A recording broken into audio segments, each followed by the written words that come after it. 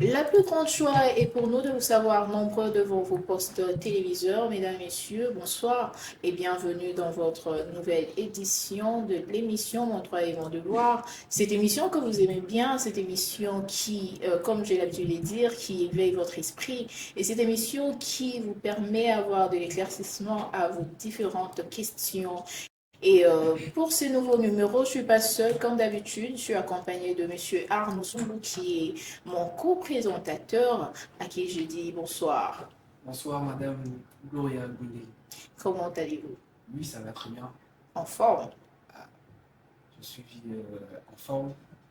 Euh, la santé, ça va, les conditions Quelle bonne sanitaires sont nouvelle. en bon. Quelle bonne nouvelle déjà. C'est une nouvelle que je peux donner actuellement, c'est euh, des embouteillages dans la ville. Comme d'habitude. Pour arriver ici, vraiment, j'ai beaucoup souffert, en tout cas, Mhm. les embouteillages dans cette ville. Je ne sais pas qu'est-ce qu'on peut faire. D'ailleurs, je me rappelle, je vais vous faire rire un peu. Mhm. Quand je parle de venir, j'ai dit à Madame Deborah Momo Mhm. que moi, je n'ai jamais eu le goût de quitter ce pays. Ah Ben, bon? moi, ça me vient en tête seulement le jour où je suis dans l'embouteillage. Vraiment. J'aime beaucoup les Congo, mais le jour où je suis dans l'embouteillage, c'est le jour que je pense quitter ce pays. Vraiment. Donc, c'est compliqué. Les embouteillages de Kinshasa, on vit avec et on s'adapte. Alors, très chers téléspectateurs, M. Arnaud Sumbo et moi avons reçu pour vous un invité de marque, un invité spécial. Lui, c'est Maître Grace Kandé. Il est assistant à l'Université de Kinshasa et il est à l'Université de Kinshasa à la faculté de droit, à qui je m'en vais dire bonsoir, Maître. Bonsoir, madame. Bienvenue. Merci. Comment allez-vous? Je vais très bien. Je vais très bien par la grâce de Dieu. Et je suis très honoré pour votre invitation de partager ce plateau avec vous. Je suis très heureux. Merci. Et en quelques mots, Maître Arnaud, enfin, non, Maître Grace, c'est qui Maître Grace? En peu de mots. Je suis doctorant à l'Université de Kinshasa, à la faculté des droits, au département des droits publics internes, et assistant du professeur Daniel Israël Baoussoukissa à la faculté des droits de l'Université de Kinshasa et à l'Université catholique Omnia Omnibus.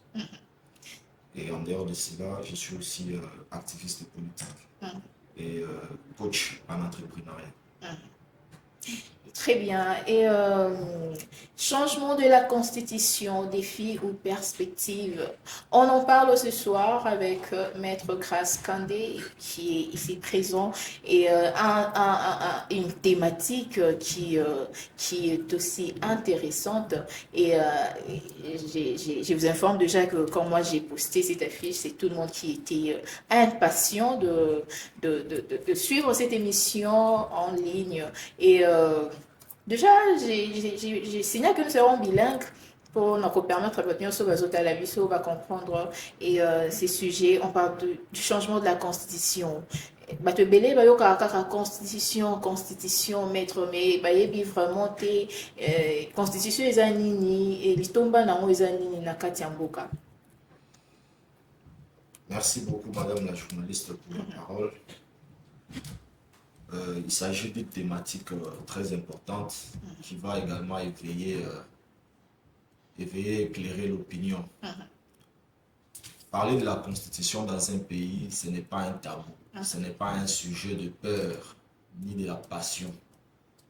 C'est plutôt un sujet sociétal parce que ça touche à la vie des citoyens. Parler de la Constitution, c'est parler d'un peuple. Et donc, les peuples détenteurs de la souveraineté peut à tout moment discuter de la Constitution. Parlons de la Constitution. C'est quoi la Constitution? En des termes très, très simples, comme vous avez dit que l'émission elle est bilingue. Bilingue, oui.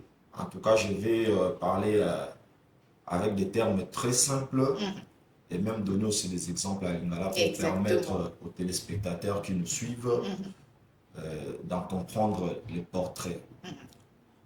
la constitution, nous avons la constitution formelle, la constitution matérielle et la constitution substantielle. Mais d'abord, la constitution elle-même, c'est quoi?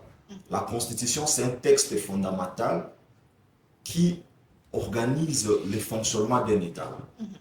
Ces textes définissent l'organisation du pouvoir public, entre autres le pouvoir du président de la République, comment le président est élu, quels sont les pouvoirs du président de la République, comment le Parlement est constitué, quels sont les pouvoirs du Parlement, comment les députés nationaux sont votés, comment les membres du gouvernement sont nommés. Donc c'est la Constitution qui organise les institutions. C'est la Constitution même qui agence les règles qui protègent les droits et libertés fondamentaux des citoyens. Parlons de la Constitution formelle. La Constitution formelle, c'est le texte. C'est-à-dire quand vous regardez le corps de la Constitution du 18 février 2006, c'est la Constitution formelle. C'est-à-dire ça se limite à étudier les règles contenues dans la Constitution. Ça, c'est la Constitution formelle. La Constitution matérielle, elle s'intéresse au contenu, à l'organisation des institutions, comment le pouvoir s'établit, s'exerce et se transmet dans un État. Alors, s'agissant de la Constitution substantielle, c'est que la Constitution substantielle ne se limite pas seulement à étudier les règles, les règles contenues dans une Constitution, mais s'intéresse également à protéger les valeurs, à protéger les droits et libertés fondamentaux des citoyens. Et c'est la dimension substantielle qui va même au-delà de la dimension formelle et matérielle. Donc, ça valait la peine de fixer l'opinion pour que l'on ne puisse pas avoir des confusions sur ces sujets. Une petite traduction en lingala brièvement. Voilà, brièvement en lingala, constitution et limite urbanique. Constitution eza mobeko wa yambo yamboka. Mobeko o ezolakisa ndenge nini mboka eza organisé. Ndenge nini bavotaka président de la République, ndenge nini pouvoir ya président de la République etambolaka, ndenge nini province na biso ezali organisé, ndenge nini pouvoir ya gouverneur eza organisé, ndenge nini premier ministre akoki kozala nommé par président, ndenge nini premier ministre akoki koformer gouvernement na ye, ndenge nini ba droit ya population ezali pe organisé dans la Constitution. Donc, en termes très simples, c'est ça la Constitution. Donc, quand on parle de la Constitution, il faut voir comment nos droits, en déni, qu'on a biso, ils ont organisé, déni, devoir on a biso en tant que citoyen, ils ont organisé dans le cadre de la Constitution. Donc, voilà, le débat sur la Constitution ou le changement de la Constitution de 2006 agite profondément la classe politique et la société civile en République démocratique du Congo. D'un côté, il faut dire que le pouvoir soutient que la modification est nécessaire pour l'efficacité des institutions et pour la planification. Mais de l'autre côté, il y a l'opposition qui craint une stratégie visant à modifier les limites de mandat et à instaurer une présidence à vie. Et quelle est votre impression par rapport à ces deux camps-là? Par rapport à cela, moi j'estime que l'opposition s'agite inutilement. Parler du changement ou de la révision, ce n'est pas un sujet tabou. Et seul le peuple qui décide s'il faut réviser ou changer, puisque la souveraineté nationale appartient au peuple. Alors, si l'opposition estime que le peuple est de son côté, l'opposition peut mobiliser le peuple pour contrecarrer la révision ou le changement. Et si la majorité estime que le peuple est de son côté, celle-ci peut aussi mobiliser la population pour la révision ou le changement. C'est en droit constitutionnel, madame, vous devez comprendre que les droits constitutionnels, droit constitutionnel en tant que discipline scientifique n'a pas de méthode propre.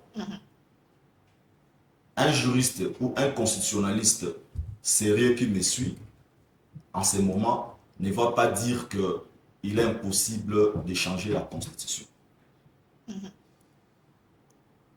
Ou ne peut dire qu'il est impossible de réviser la Constitution. Parce que quand on réfléchit en droit constitutionnel, on doit savoir, on doit se poser la question. On réfléchit en droit constitutionnel comme ensemble de règles ou en tant que discipline scientifique. Puisque en tant que discipline scientifique, le droit constitutionnel n'a pas de méthode propre. Un juriste constitutionnaliste recourt toujours aux méthodes d'autres sciences pour réfléchir sur les règles constitutionnelles. Entre autres, la méthode anthropologique, la méthode sociologique et même la méthode historique. Et donc, quand on parle de la constitution, des règles constitutionnelles, il faut même se poser la question, qui a posé ces règles-là? On doit réfléchir librement. Et c'est pour cela... Et c'est qui déjà qui a posé, qui a mis ces règles-là?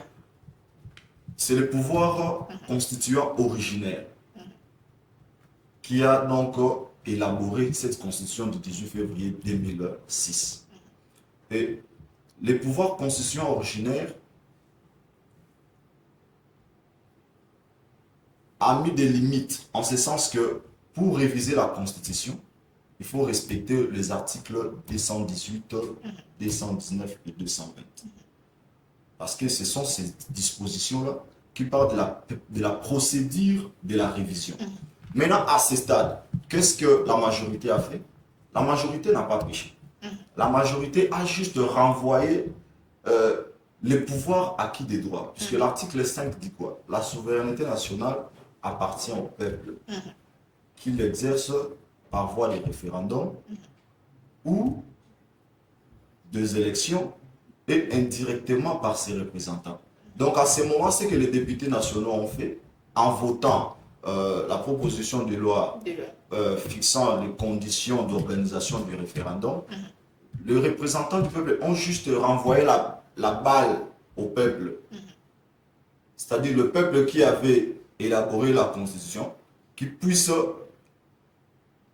discuter, réfléchir si il peut garder cette Constitution, si il peut la réviser ou la changer. Donc, il n'y a pas d'inconstitutionnalité quant à ces sujets. Et si l'opposition estime que ces changements de la Constitution n'ont pas droit d'être, alors on n'a qu'à montrer que le peuple est de son côté. Puisque le peuple a déjà manifesté... par la marche, ils font ça. Non, le peuple a déjà démontré qu'il est du côté de la majorité. Parce que déjà, nous sommes en phase de changement. En adoptant déjà la loi fixant les conditions d'organisation du référendum, et le texte a été renvoyé au Sénat pour études approfondies. Vous avez vu qu'il n'y a pas eu de casse ni mort d'homme. Parce qu'il faut savoir que la constitution dans un État n'est pas comme la Bible, un texte sacré. Puisque la Bible, elle est immuable. Il est même dit que personne ne peut retrancher même un iota dans la Bible. Alors, la Constitution n'est pas une écriture sainte qui doit vivre dans l'éternité. La Constitution n'est pas une tente dressée pour le sommet éternel. La Constitution, c'est une œuvre humaine. Et toute œuvre humaine est imparfaite. Et au bout d'un moment, le texte peut démontrer qu'il est en inadéquation avec les réalités du moment. Et donc, face à cela, il est important de réfléchir sur cette Constitution pour l'adapter aux réalités actuelles et même l'adapter aux aspirations profondes du peuple congolais. Puisque si vous interrogez l'histoire, en 1960, lors de l'indépendance, vous vous souviendrez que nous avons commencé avec une constitution étrangère, la constitution du 19 mai 1960, qu'on appelait la loi fondamentale.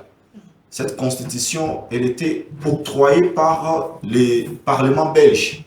Donc, vous comprendrez que les délégués congolais qui avaient pris part à la table ronde n'avaient pas d'arguments convaincants pouvant montrer qu'ils étaient prêts à écrire leur propre constitution. Et face à cela, ils ont demandé la constitution belge et le parlement belge a siégé et a voté une loi. En réalité, c'était une loi ordinaire, mais elle nous a été octroyée comme une constitution. Et nous avons évolué avec cette constitution malgré les ambiguïtés. Et c'est pour cela plus tard que cette constitution a créé une crise entre Patrice Emery Lumumba et Joseph Kasavubu à l'époque. Président Joseph Kasavubu révoque les premiers ministres en se fondant sur l'article 22. Parce que cette constitution, cette loi fondamentale disait que le président de la République nomme et révoque le premier ministre. Oubliant qu'il ne pouvait pas les nommer, il ne pouvait pas les révoquer tant que celui-ci jouissait encore de la confiance au sein de la Chambre du représentant. Vous comprenez? Donc, on a transporté un texte étranger qui ne correspondait pas à nos réalités. Et ça a créé une crise institutionnelle. Et vous verrez plus tard que le Premier ministre, Patrice Lumumba, a aussi à son tour révoqué le président de la République. C'est-à-dire, il a d'abord, la Chambre des représentants se sont réunis pour annuler l'acte du président de la République révoquant le Premier ministre. Et ce qui était encore plus grave, c'était que le président Joseph Kasavubu, quand il révoquait le Premier ministre, il a fait contresigner son ordonnance par deux ministres du gouvernement de Patrice Lumumba, alors que ceux-ci étaient inférieurs au Premier ministre. Mais, alors comme il savait que la loi disait que pour que l'acte du président prenne effet, il fallait que son acte soit contresigné par un ministre du gouvernement. Vous comprendrez que les textes transportés a été mal interprété par nos premiers dirigeants et ça a sombré le pays dans un chaos. Exactement. Et c'est pour cela, plus tard, le général Mobutu a neutralisé les premiers ministres à l'époque. Et puis le président Joseph Kasavubu a basculé l'État vers un régime présidentialiste parce que déjà ayant le goût amer engendré par la crise entre lui et le Premier ministre, il a alors, sous la constitution du 1er août 1964, il a institué un régime présidentialiste où lui, il ne pouvait pas répondre devant les parlements. Il était irresponsable devant les parlements. Et face à cette façon de faire les choses, Mobutu finira par faire un coup d'État et jusqu'à s'accaparer du pouvoir. Et Mobutu aussi, lui, vous vous souvenez, sous la constitution de 1967, du 24 juin 1967, il a instauré également un régime présidentiel, mais plus tard, qui s'est démontré très présidentialiste, où le président avait consacré plus de pouvoir. On a eu un parti-État, c'est-à-dire tout Congolais qui naissait avait directement la qualité d'un membre du MPR. Alors, vous comprendrez que c'est à cause d'avoir transporté un texte étranger que nous nous sommes sombrés dans des crises institutionnelles très exacerbées. Alors, c'est d'ailleurs maintenant, à ce moment, une meilleure occasion Bien sûr que oui. pour le peuple congolais de réfléchir sur son avenir, de réfléchir sur sa nouvelle constitution. Et le peuple est très content. Vous avez vu que cette proposition de loi a été adoptée sans bruit et même sans mort d'homme, sans incident. Alors, maître Grace Kandé, Oui, je cher. tiens à saluer la pertinence et la qualité de vos analyses. Alors moi, j'aimerais un peu que nous soyons un peu très pratiques par rapport à ces sujets qui fait couler beaucoup d'encre et beaucoup de salive d'ailleurs. Moi, j'aimerais qu'on soit pratique. Vous êtes assistant à la faculté du droit. D'ailleurs, vous représentez le professeur Daniel Mao. Vous êtes son assistant. Alors moi, j'aimerais que nous puissions savoir, selon vous, vous soutenez le changement de la Constitution? Oui ou non? C'est quoi votre position? J'aimerais que vous puissiez nous donner votre position. Aussi, j'aimerais aussi que vous puissiez donner une différence là qui existe entre la révision de la Constitution et les changements de la Constitution. Pourquoi? Parce que le pouvoir en place, tantôt on parle du changement de la Constitution, tantôt on parle de la révision constitutionnelle. Au contraire, notre Constitution ne prévoit pas les changements, mais plutôt la révision constitutionnelle. Alors, j'aimerais un peu que vous puissiez nous donner cette différence-là entre la révision de la Constitution et les changements de la Constitution. Ok, merci pour cette question assez pertinente. J'aimerais dire à nos téléspectateurs, en des termes très simples, Et en lingala, ce sera papa, aussi, hein. maman, bana, ebo fandi, liboso ya etando na bino, boye baboye. Tango bazo kolobela révision ya constitution, elingi koloba boye. Bakoki ko toucher, bakoki ko changer, to bakoki ko réviser ba disposition misusu, to ba article nyonso ya constitution, mais sauf ba article oyo ba article oyo législateur attaque na article 218. Ba article wana notamment oyo lobela durée ya mandat ya président de la République, forme ya mboka na biso. Donc ba disposition wana nde législateur alobaki bakoki ko toucher yango te. Et wana nde lobeli révision constitutionnelle. Donc révision constitutionnelle bo toucher na bino ba article nyonso, mais ba article oyo eza protégé na article 218 wana bakoki ko toucher yango te. Mais tant bazo lobela changement bazo lobela, c'est-à-dire même forme à l'État, c'est-à-dire puisque dans le cannabis dans la forme régionale, et mandat de président dans il y a 5 ans. C'est-à-dire, ce qui est le changement, c'est que même la disposition, on n'a pas occupé pour toucher. C'est-à-dire, tant que le changement, c'est que il faut changer grande partie de la disposition constitutionnelle en touchant même la disposition de la matière OYO et dans le cadre de l'article 218. Donc, c'est ça la différence. Maintenant, à ce qui concerne ma position, si je soutiens la révision ou le changement,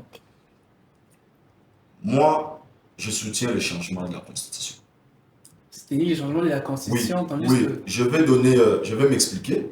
Vous êtes scientifique, maître, oui. Maître Grace. Oui, si vous m'avez suivi. Et aucune loi, moi j'aimerais que vous puissiez donner une loi ou une disposition de la Constitution qui dit que si vous voulez changer la Constitution, article dans la Constitution est Zoloba. Parce que vous venez de dire ici, de parler de l'article 218 qui parle de, je pense, article 218 jusqu'à 220 qui donne les modalités par lesquelles on peut réviser la Constitution.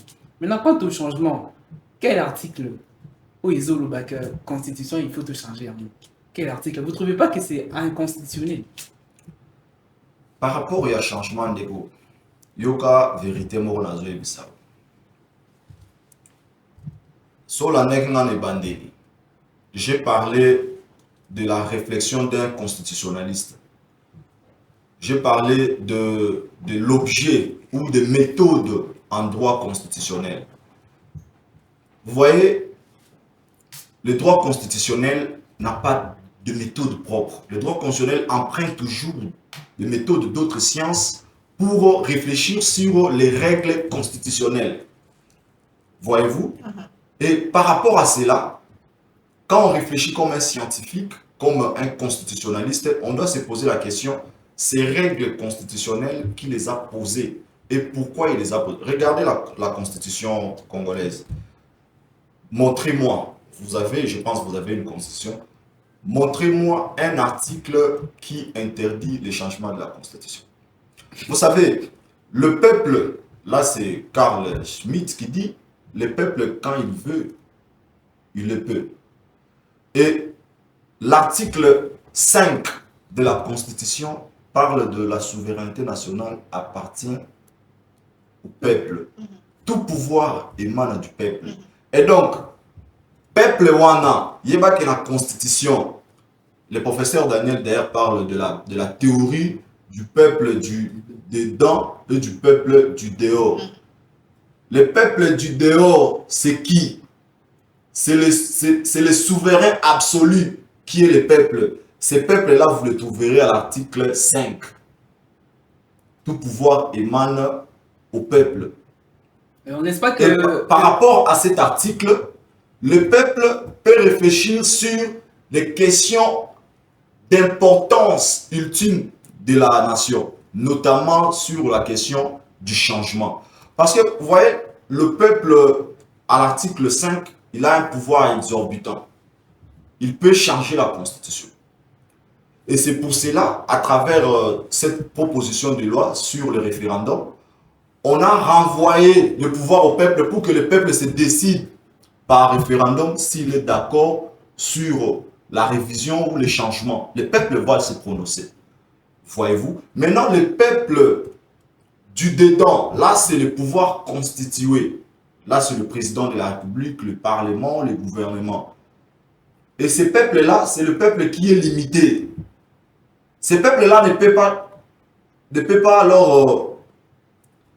pas se fonder sur des articles tels que 218, 219, 220 pour changer la Constitution. Il faut renvoyer le pouvoir au peuple. Et c'est pour cela, à travers cette proposition de loi, le Parlement ou le pouvoir en place renvoie la balle au peuple pour que le peuple puisse décider sur les changements de la Constitution. Chers amis, je vous ramènerai même à une théorie plus simple. L'article qui verrouille les matières dans la Constitution, est-ce que cet article lui-même, il est verrouillé? Bon, c'est à vous de nous dire, vous êtes constitutionnaliste. Cet article, Vous êtes là pour nous éclairer, Oui. hein, madame? Bien sûr que oui. Bien sûr que cet oui. article n'est pas verrouillé. Alors, puisque cet article n'est pas verrouillé, le peuple va se décider sur les changements de la Constitution. Et une commission sera mise en place, une commission pluridisciplinaire qui va réfléchir sur les changements de la Constitution et l'on va procéder à la théorie des doubles révisions. Connaissez-vous la théorie des doubles révisions? Ah, c'est à vous de Non. nous dire, maître Grasse. Dites-nous, c'est quoi? Bon, c'est pas constitutionnaliste, c'est vous qui... C'est cette théorie qui permet à déverrouiller d'abord l'article qui verrouille les matières, et puis pour décider, soit il faut retrancher les matières dans cet article ou en rajouter d'autres. Donc vous comprendrez qu'en droit constitutionnel, une discipline d'ailleurs que j'admire beaucoup, il n'est pas interdit le changement de la Constitution. Quand le peuple veut, le peuple le peut. On Mais n'est pas que... parlons du peuple, s'il vous plaît, monsieur Arnaud. Ouais, Parlons madame. du peuple qui. C'est pas tout le peuple, il faut signaler que c'est pas tout le peuple qui est d'accord. Il y a de ceux-là qui aussi sont contre. Tout en voulant la banzela, tout le monde a monsieur Bazolo ouvertement. Changement de la Constitution pour la ligne, alors que est-ce une priorité les changements de la Constitution? Alors que Makamboua, Belé, Manzela, l'insalubrité, et on a l'insécurité, on a du problème de courant, bon, embouteillage, que nous n'en parlons pas. Maître, est-ce une priorité les changements de la Constitution ou il fallait d'abord mettre ça de côté quand on finisse, non, nous n'avons pas de problème, nous avons bandé, et ça, Manzela, nous sommes bandé, bandati, les deux, si la kakate. Est-ce qu'il ne fallait pas d'abord finir avec, qu'on parte avec Molo Molo, on finit avec Banzela pour que l'embouteillage ici, là, on finit avec chose X, Y, et puis après, on va passer au changement de la constitution. Est-ce une priorité? C'est une question très fondamentale, madame. Est-ce que vous avez suivi les dernières images du président de la République lors de sa descente au grand marché des Andes? Des Andous. Est-ce que vous avez vu comment le président était indigné face à l'insalubrité dans la ville de Kinshasa? Vous n'avez jamais suivi que le président de la République était très indigné par rapport aux embouteillages dans la ville de Kinshasa? C'est un problème. Et là, c'est une priorité. Maintenant, pour résoudre ces problèmes, regardez, le président de la République, si il avait le pouvoir de révoquer un gouverneur, depuis son constat amer qu'il avait fait au marché Zando, retenez qu'il allait déjà révoquer le gouverneur de la ville de Kinshasa. Daniel Boumba. Daniel Boumba. Alors, puisque la Constitution ne lui donne pas ces pouvoirs-là, comprenez-vous pas qu'il s'agit d'un problème qui doit être résolu? Et donc, nous devons réfléchir pourquoi un gouverneur élu par les députés provinciaux, bien que incompétent, mais n'est pas censuré par les députés provinciaux. C'est qu'il y a un problème. Alors, pourquoi ne pas réfléchir sur le nouveau mode de désignation d'un gouverneur? Nous pouvons réfléchir que le gouverneur soit nommé par le président de la République. Et si le président de la République nomme les gouverneurs, et s'il constate qu'il y a un abus, il y a un problème de compétences, le président de la République peut les révoquer. Puisque c'est le président de la République qui incarne la légitimité. Il est le symbole de l'unité nationale. C'est lui le garant du bon fonctionnement des institutions. Et donc nous pouvons réfléchir sur une nouvelle désignation d'un gouverneur, de sorte que celui-ci soit voté par le peuple ou soit nommé directement par le président de la République. Et ça, pour cela, il faut réviser la Constitution ou changer la Constitution. C'est un problème. Vous vous souvenez encore, lors de la coalition FCC-CACH, en 2020, quand la République démocratique du Congo avait connu un problème de Covid-19, il y avait une menace des maladies qui avait frappé notre territoire. Et le président de la République devait prendre une mesure, devait déclarer l'état d'urgence. Alors, le président l'avait fait. Vous avez vu plus tard comment Alexis Tambwe-Mwamba, à l'époque président du Sénat, avait passé sur Top Congo pour dire que le président de la République n'avait pas consulté ni le Sénat, ni le Parlement. Et dans les cas échéants, le Parlement ou l'Assemblée nationale et le Sénat devraient réfléchir sur la possibilité de mettre le président de la République en accusation pour violation intentionnelle de la Constitution. N'était Benoît Lomba. Nous serions donc plongés dans une crise. Et il s'agissait aussi d'une crise. Regardez comment les choses se sont passées au Sénégal. Il y a eu élection. Après quelques jours, il y a eu un président proclamé vainqueur. Après quelques jours, d'ailleurs après 48 heures, si je n'abuse pas, le président de la République a nommé le Premier ministre. Le Premier ministre, dans quelques jours, a formé un gouvernement. Et donc, vous verrez que dans un espace d'un mois, toutes les institutions ont été assises, alors que chez nous ici, après les élections du président de la République en 2018, vous avez remarqué que nous avons eu 6 mois ou plus pour avoir un gouvernement.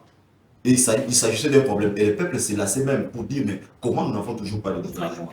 Et plus tard, vous avez vu que le président de la République devait prendre certaines ordonnances. Et il m'a disait que je dois d'abord demander l'autorité morale à Kimakat, Joseph Kabila à l'époque. Il s'agissait d'un problème. Et donc, face à cela, nous devons réfléchir sur la Constitution, puisqu'il y a des dispositions que je juge aujourd'hui, des dispositions handicapantes, sur les contre-seins primo-ministériels, sur la déclaration d'état d'urgence, et même sur la désignation d'un gouverneur.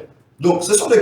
C'est-à-dire, sans parler même du mandat du président de la République, il y a plusieurs matières qui doivent être révisées ou même changées. Parce que, lorsque nous regardons la Constitution, nous devons voir que ces règles agencées dans la Constitution nous ressemblent. Ça ne doit pas être comme lors de la loi fondamentale en 1960. Quand nous regardons la Constitution, nous voyons vraiment que ça, il s'agit d'une Constitution belge. Alors, ne tombons pas dans les pièges là. Ayons notre propre Constitution qui reflète nos aspirations. Bon, donc, vous voulez dire que notre Constitution, la Constitution de 2000, du 18 février 2006 n'est pas une Constitution congolaise. Parce qu'elle a été écrite par le Congolais, entre autres le professeur Jean-Louis Sambou. Il a participé à la rédaction de la Constitution. Donc, je vais dire que comparativement à la loi fondamentale de 1960, cette Constitution, aujourd'hui, à l'heure actuelle, ne comporte plus des règles adaptées à nos réalités du moment. C'est pour ça que j'ai donné des exemples sur les contreseins primo-ministériels. Vous savez, il a fallu que le président de la République dépêche Ilou Makamba en mission pour que le vice-premier ministre à l'époque puisse contresigner les ordonnances du président de la République. Il s'agissait d'un problème. Alors que ici au Congo, quand il y a un problème, le peuple se retourne toujours au président de la République. Tata Mokonzi, Talela Biso Likambo, Tata Mokonzi. Alors, puisque le peuple, dans son ethos, dans sa conception des choses, voit que le président de la République est responsable de tout. Et donc, on doit réfléchir sur comment remettre tous ses pouvoirs au président de la République, basculer à un régime présidentiel où le président de la République, puisqu'il est le seul redevable au peuple, de pouvoir avoir la marge de pouvoir enfin de répondre aux problèmes de nos citoyens. Donc, je vais vous poser une question. On est en train de chuter aussi. Oui, hein? Nous sommes en train de chuter. Je vais vous poser une question. Dites-nous, depuis que nous avons cette constitution, en quoi cette constitution a contribué à l'amélioration des conditions de vie du peuple congolais?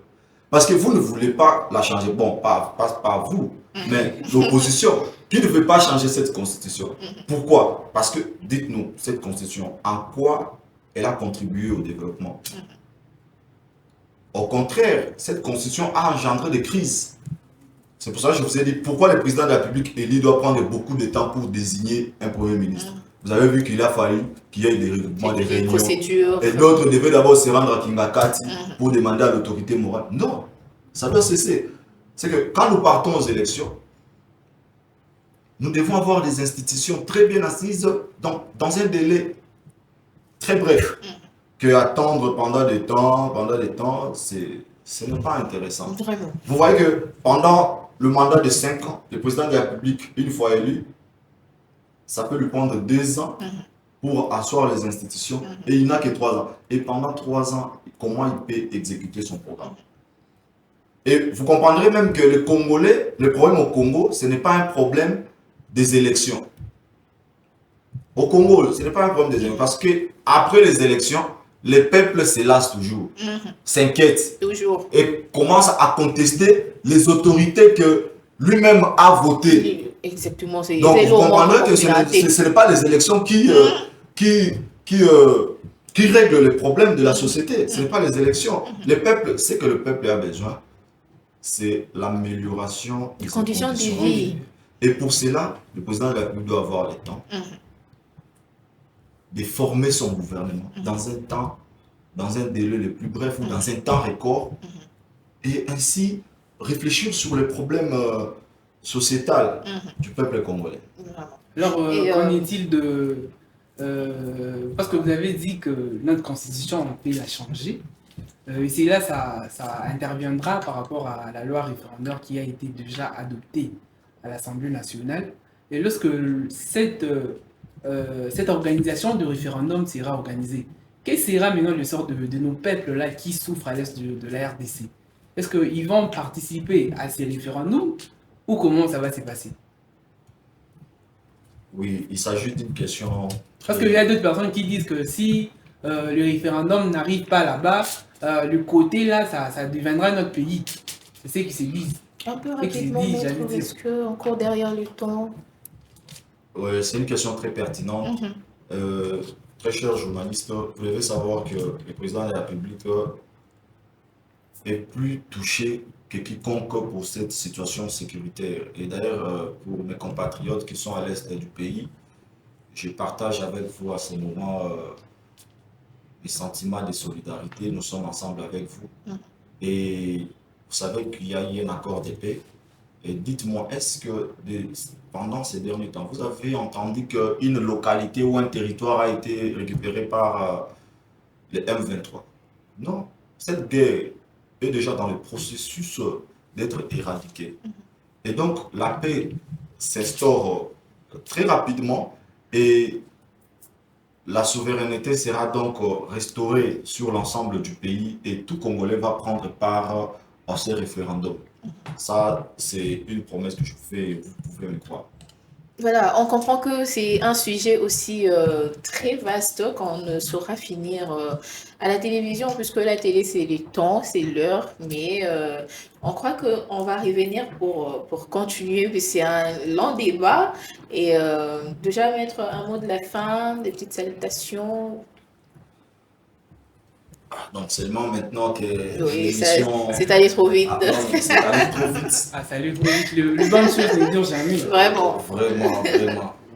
Alors, tout ce que je tenais à dire à nos compatriotes, c'est de se mobiliser derrière le premier citoyen de la République, le président de la République, ensemble avec sa formation politique qui est l'Union sacrée.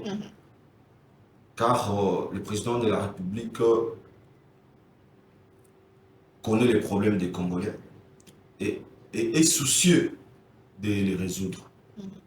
Alors, nous devons vraiment nous mobiliser autour de lui, les soutenir et soutenir toutes ces initiatives tendant à changer la Constitution, car c'est à travers ces changements de la Constitution que nous allons parvenir à vivre l'amélioration de nos conditions de vie. Vous savez qu'à ce moment, les étrangers veulent nous voir en division.